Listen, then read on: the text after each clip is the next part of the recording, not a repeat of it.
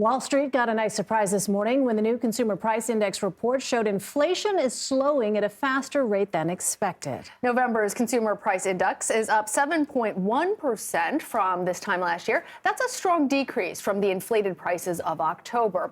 And here's why our nation's economists are happy. It is 0.2% less than predicted. President Biden said earlier today that the report proves the country is heading in the right direction. News that provides a reason for some optimism for the holiday season, and I would argue for the year ahead. We learned last month the inflation rate came down more than experts expected. In a world where inflation is rising at double digits in many major economies around the world, inflation is coming down in America. CBS News senior White House and political correspondent Ed O'Keefe joins us now from the White House. Ed, these numbers, as I mentioned, feel very good to economists, feel good to the president, but still so many consumers say that they are feeling the strain of inflation still, especially during the holidays. So how is the president reconciling the technically good news about the economy with the fact that many Americans are still feeling really unsettled with their family's finances? Yeah, it was notable that he made a point that things like the cost of toys have dropped in this latest report, which is an encouraging thing at this time of year as people are buying those, of course, ahead of the holidays. Food prices, too, especially remain a bit too high for comfort. And he acknowledges that the prices are still too high. Was asked at the end of that event how soon maybe will things get back to normal or back to a lower price, and he said it could take most of next year, which is in line with what the Treasury Secretary, Janet Yellen, told Norah O'Donnell on Sunday's 60 Minutes. So forward progress in the sense that the numbers are coming down, but certainly the pain still being felt by Americans in all sorts of ways. Maybe not as much, for example, at the pump anymore, but still at the grocery store or in other facets of the economy. And he made a point, too, of pointing out that some of the things that have been passed by congressional Democrats and approved by him in the last 2 years also kick in next year. Things like savings, modest savings with your Medicare costs, other health care costs. And there will be other ways in which savings perhaps start to be realized by customers, given that a lot of that legislation starts kicking in. So, Ed, it is a celebratory day today at the White House because later President Biden will sign the Respect for Marriage Act into law. What can we expect from that event?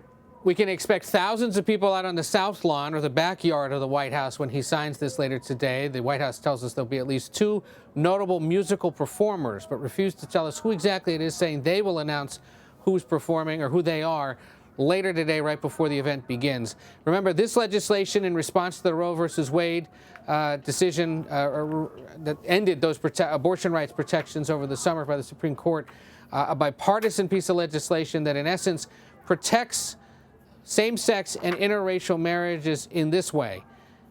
Federal government now required to recognize marriage license given out by the states in those regards, and a state that doesn't have those rights has to recognize them from states that do. And in essence, this is a safety valve in the event that the Supreme Court ever were to roll back the privacy protections that are in place now through Supreme Court precedent. Opponents of this legislation say that's not going to be necessary. They'll never do that. Proponents of the legislation say, yeah, that's what we were saying about abortion rights for 50 years, and then the Supreme Court went and did it, so why wouldn't we do this?